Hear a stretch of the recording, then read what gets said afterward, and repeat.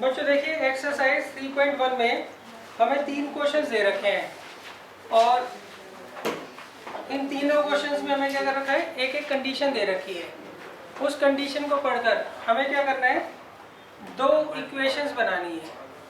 सही, दो linear equations बनानी है 2 वेरिएबल्स में। क्लियर है? उसको सॉल्व नहीं करना है, केवल हमें इक्वेशंस क्या करनी है, बनानी है।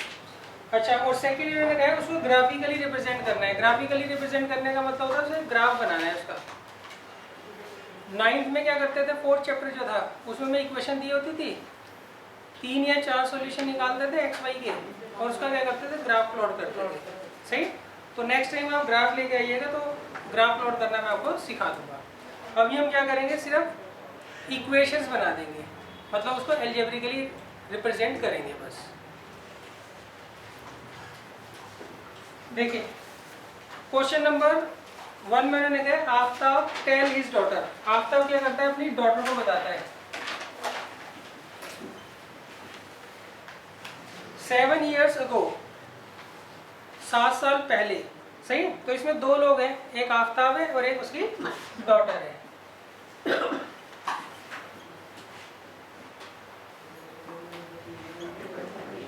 तो इनकी जो प्रेजेंट एज है वो हम x और y ईयर्स मान लेते हैं, उसके बाद क्वेश्चन पढ़ते हैं। क्लियर है? अब देखिए मैंने क्या कहा है, Aftab tell his daughter 7 years ago। 7 years ago मतलब 7 साल पहले। सही, 7 साल पहले आफ्ताब की एज क्या होगी, x माइनस 7 ईयर्स और उसकी डॉटर की y माइनस 7 ईयर्स। क्लियर है? अब वो कहते हैं 7 years ago I was 7 times as old as you were then। सही, यहाँ पर वो कहता है आफ्ताब कि मैं 7 टाइम्स होऊंगा तुम्हारी एज का। तो हम यहाँ छोटे नंबर जो है उसमें क्या करेंगे, 7 से मल्टीप्लाई कर लेंगे। क्लियर है? तो मैं प्रॉपरली लिख देता हूँ पहले तो, late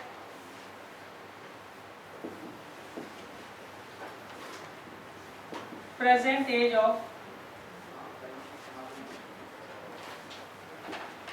Aftab is equal to x years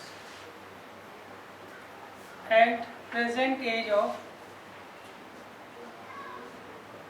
Aftab's daughter, उसे मान लेते हैं y years।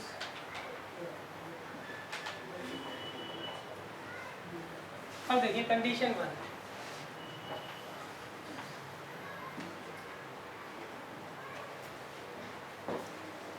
सेवन ईयर्स का होगा,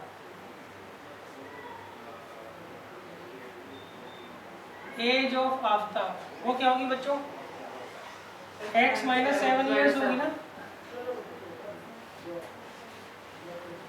क्लियर है भाई? अगर आज किसी की एज 40 ईयर्स है तो 7 साल पहले कितनी होगी, माइनस कर देखेंगे हम। अच्छा, एज ऑफ आफ्ताब्स डॉटर वो क्या होगी, y माइनस 7 ईयर्स। अब देखिए अकॉर्डिंग टू क्वेश्चन, ये दोनों नंबर है, एज के नंबर है। सही, ये आफ्ताब की एज है, उसकी डॉटर की एज है। इसमें कौन बड़ा है, ऑब्वियस सी बात है आफ्ताब बड़ा होगा। कितना बड़ा है, 7 टाइम्स। तो हम यहाँ 7 से मल्टीप्लाई कर लेंगे तो कितना आएगा, 7y x minus 7 is equal to 7y minus 49।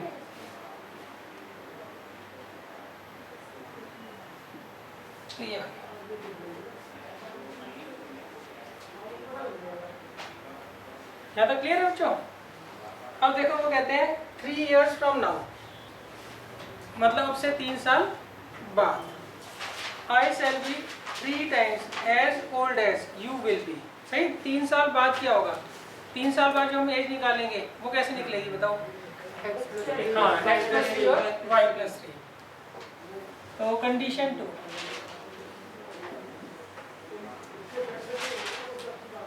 Three years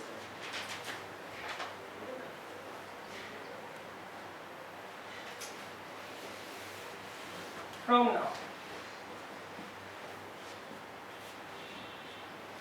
age of Aftab x plus 3 years. Next, age of Aftab's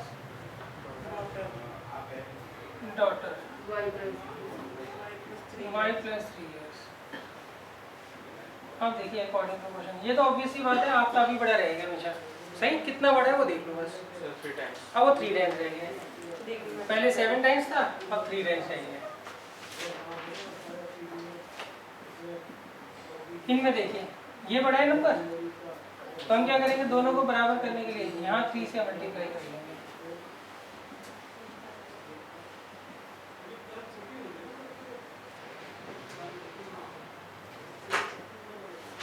तो ये दो इक्वेशंस हमारी बन गई, सही? इसको बोलते हैं एल्जेब्रिकली हम क्या कर रहे हैं, रिप्रेजेंट कर रहे हैं इस कंडीशन को। सेकंड उन्होंने कहा इसको आपको ग्राफिकली भी रिप्रेजेंट करना है। तो नेक्स्ट टाइम जब आप ग्राफ लेकर आओगे तो हम क्या करेंगे, इसके 3 सॉल्यूशन ले लेंगे, 3 सॉल्यूशन का हम चल जाता है 10th में, इसके 3 सॉल्यूशन ले लेंगे और उसको क्या करेंगे, ग्राफ के ऊपर रिप्रेजेंट करेंगे। तो सेम ही, तो एक सिचुएशन में है तो सेम ही है दोनों। नहीं, बताऊंगा, वही तो बताना है। ग्राफ लेके आना नेक्स्ट टाइम आप। ये हमने कैसे रिप्रेजेंट किया है, एल्जेब्रिकली रिप्रेजेंट किया है।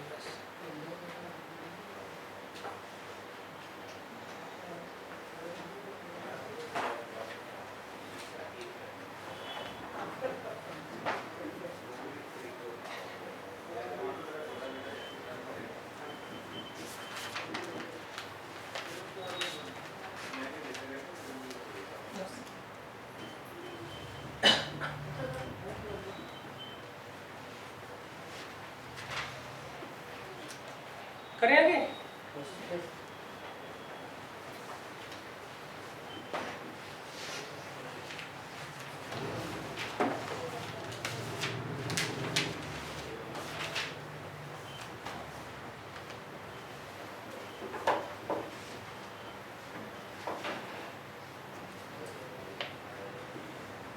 देखिए क्वेश्चन नंबर 2 में मैंने क्या कहा है, the coach of a cricket team buys 3 bats. एक कोच है क्रिकेट टीम का, वो 3 तो बैट खरीदता है और 6 बॉल खरीदता है। कितने में? 3900 रुपीज में। Later she buys another bat. अब वो एक बैट खरीद रही है और 3 बॉल खरीद रही है। कितने रुपए में? 1300। तो हमें क्या करना है, इसको एल्जेब्रिकली और ज्योमेट्रिकली रिप्रेजेंट करना है। तो एल्जेब्रिकली कर लेते हैं अभी, सही है? तो इसे बच्चों हम क्या करेंगे, लेट कर लेंगे। Let cost of 1 bat is equal to rupees x and cost of 1 ball is equal to rupees y. अब देखिए कंडीशन 1, एक बैट x रुपए का है, तो 3 बैट कितने रुपए के होंगे? 3x। एक बॉल y रुपीज की है, तो 6 बॉल्स कितने के होंगे? 6y। क्लियर है? नेक्स्ट, एक बैट x रुपए का है, यहाँ x लिखा जाएगा। 3 बॉल निकालनी है, एक बॉल y रुपीज की है, तो 3 बॉल कितने होंगे? तो x प्लस 3y किसके बराबर आ गया? 1300। तो ये हमारी दो इक्वेशंस आ गई।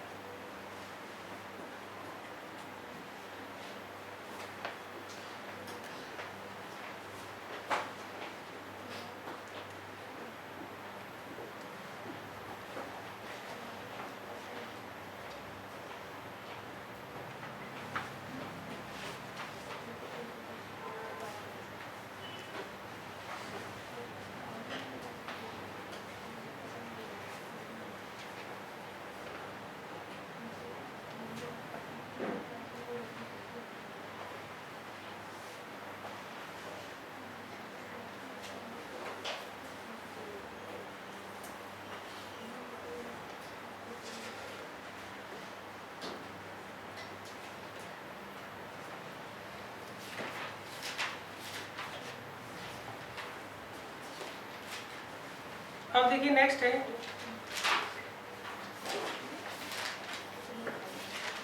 Question number 3।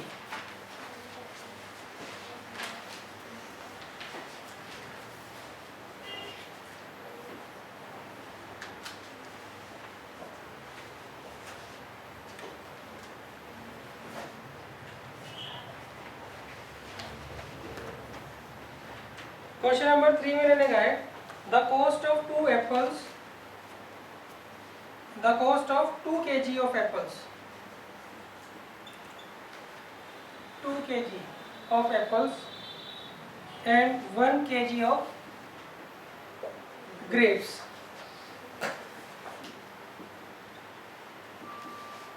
ये कितने हैं बच्चों? 160 रुपीज है। सही। आफ्टर अ मंथ, अब एक मंथ के बाद 4 kg ऑफ एप्पल्स और 2 kg ऑफ ग्रेप्स, ये कितने के हैं? 300 रुपीज के हैं। तो हमें क्या करना है, इसको सिचुएशन को एल्जेब्रिकली और ज्योमेट्रिकली दोनों तरीके से रिप्रेजेंट करना है।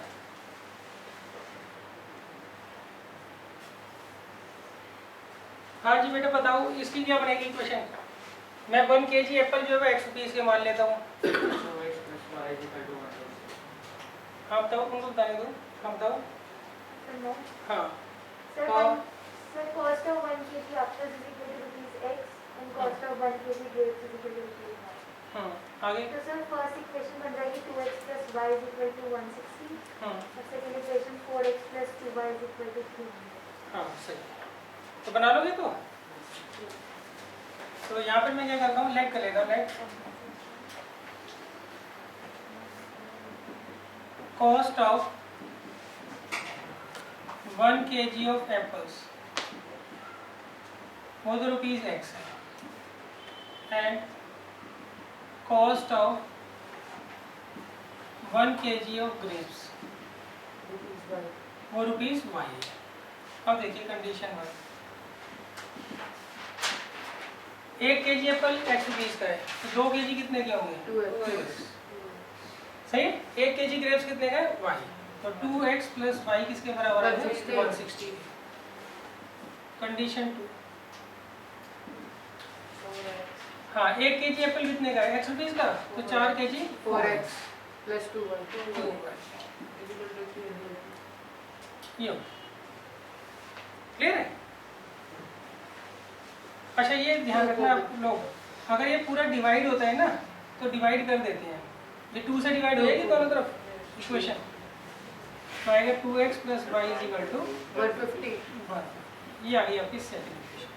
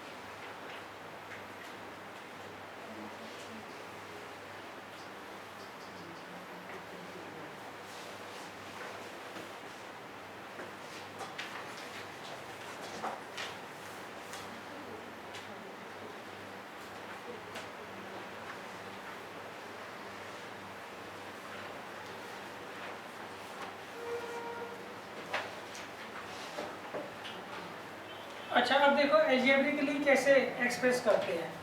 सही, मैं बता देता हूँ एग्जैक्ट, आप ग्राफ पे ही ड्रॉ कर सकते हो। सही, ये जो थर्ड पार्ट था ना क्वेश्चन नंबर 3 जो था, उसकी ये 2 इक्वेशंस बनी थी। हम क्या करते हैं, इनको बारी बारी लेते हैं और इसे टेबल बना लेते हैं। सीधा वैल्यू पुट करूँ या y की वैल्यू निकाल के पुट करूँ, बताओ। सर अच्छा चलो हमने यहाँ y की वैल्यू निकाल ली, कितना आ गया 160 माइनस 2x। टेबल बनानी तो आती है ना आपको। अच्छा इसमें एक बात ध्यान रखना, आप ना 1 2 मत पुट करना यहाँ पे, सही। हम क्या करेंगे 20 30 ऐसे मल्टीपल में पुट करेंगे यहाँ पे, या तो 20 के मल्टीपल ले लो या 40 के ऐसे, सही। अगर मैं 1 पुट करूँगा तो क्या आएगा 158 आ जाएगा ना। x को 1 पुट करो तो y कितना आ जाएगा 158। तो उसको लोकेट करना बड़ा मुश्किल हो जाएगा, क्लियर है। उसको लोकेट करना क्या होगा, मुश्किल हो जाएगा। तो मैं क्या करता हूँ, सबसे पहले तो 0 पुट करता हूँ, put x is equal to 0, तो y कितना आ गया 160 माइनस 0, दैट मीन्स 160, क्लियर है। फिर पुट करता हूँ x को 40, 160 में लेना बहुत मुश्किल है। नहीं मैं बताता हूँ, मैं मल्टीपल में लूंगा ना। यहाँ देख रहा बच्चों 160 माइनस 2 इंटू 40, तो कितना आएगा 160 माइनस 80 कितना होता है 80। फिर हम पुट कर देंगे x को 80, तो कितना आ गया 0, सही। 3 सॉल्यूशन बहुत होते हैं हमारे लिए, क्लियर है। अब इसकी टेबल बना लेता हूँ मैं।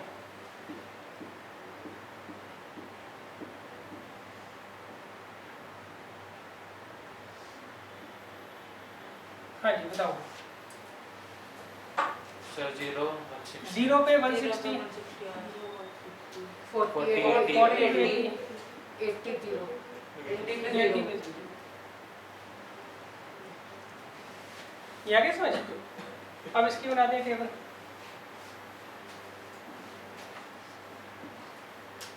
y किसके बराबर आएगा 150 माइनस 2x। अब पुट करो, 50 x को 0 पुट कर लिया, 150.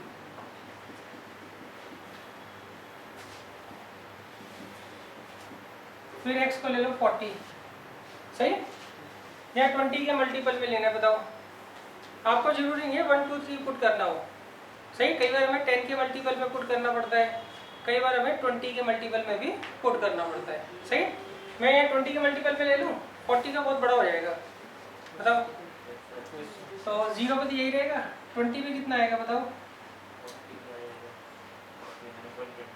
120, शाबाश। यहाँ पर 80, सही। तो टेबल थोड़ी चेंज कर लेता हूँ।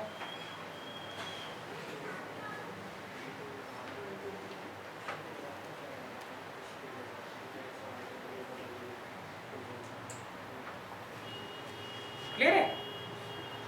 अब देखो, अब हम पुट करते हैं x को, यहाँ पे भी 20 का मल्टीपल ही ले लेते हैं, सही है, इजी रहेगा।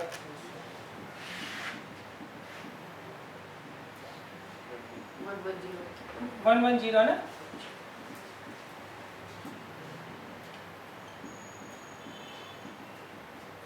तो कितना आएगा ये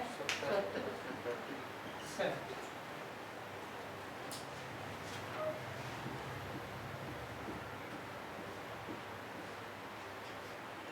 0 पे 150,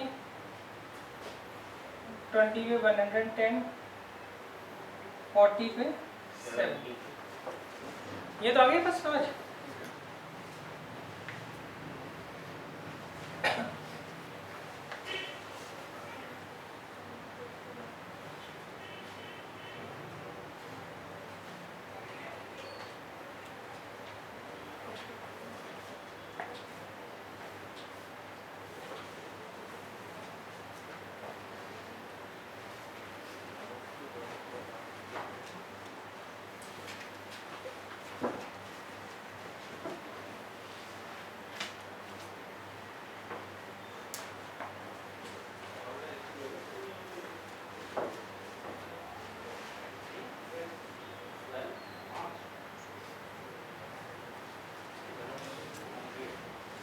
सर जो फर्स्ट और सेकंड क्वेश्चन है इसमें तो एक्स और वाई अगर हम एक भी क्वेश्चन से करें तो दोनों सेम ही रहेंगे ना, क्योंकि एज और जो उसकी वैल्यू है वो तो सेम ही है।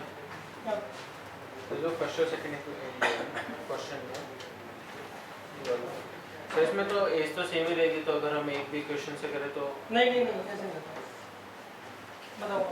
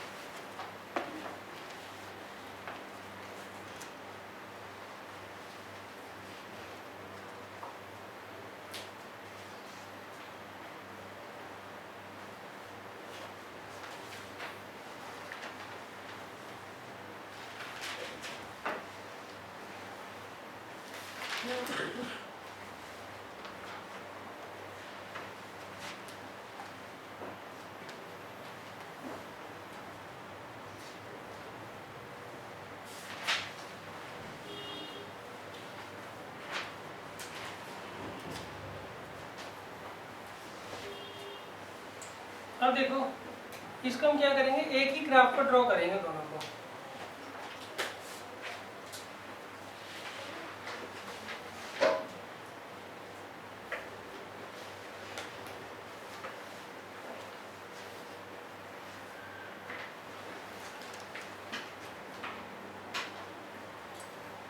अच्छा यहाँ पे ना 1 2 3 नहीं लेंगे, मैंने क्या कहा था 20 का मल्टीपल ले रहे हैं ना, तो यहाँ लेंगे 20 40 60 80 100 120 140 150 60 सॉरी, यहाँ पर 20 40 60 80 100 120 140 160, माइनस में तो आया नहीं, लिख लेना फिर भी। देखो पहला पॉइंट 0 पे 160 ये रहा, दूसरा 20 पे 120, ये एग्जैक्ट तो नहीं खींच पाएगा, सही है, ग्राफ पे एग्जैक्ट खींचता है हमेशा। नेक्स्ट 40 पे 80,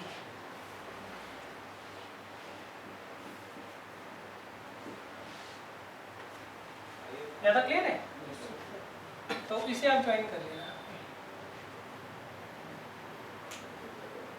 और यहाँ लिख देना लाइन की इक्वेशन क्या आ रही है। क्लियर। नेक्स्ट 0 पे 150, 20 पे 110, नीचे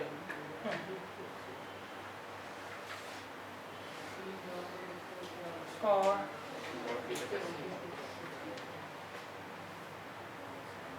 40 पे 70, 60 और 80 के बीच में ले लोगे ना, 70 का ढूंढ लोगे, अब इसे ज्वाइन कर दो।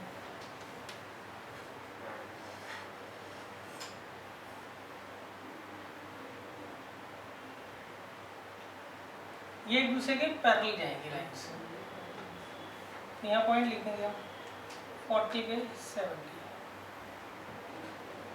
और ये क्या था बच्चों 20 पे 110।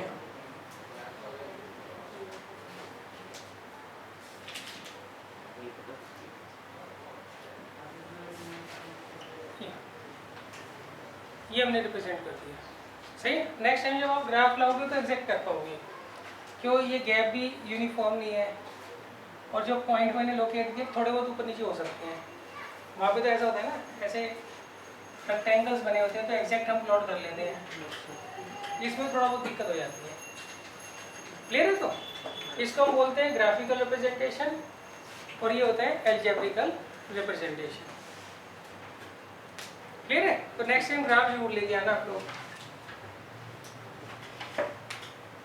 तो ग्राफ पे हम क्या करेंगे, बाकी दोनों जो है लोकेट कर लेंगे, या आप खुद ही बना लेना ग्राफ घर पर, सही। इसमें बस आपको ना दिक्कत उसमें आएगी, जैसे यहाँ पे हमने 20 का मल्टीपल लिया है, जरूरी नहीं है हम हमेशा 1 2 3 करके ही लिखें, 10 के मल्टीपल में भी लिख सकते हैं, 20 के मल्टीपल में भी लिख सकते हैं, 40 के भी, 100 के भी लिख सकते हैं, 1000 के भी लिख सकते हैं।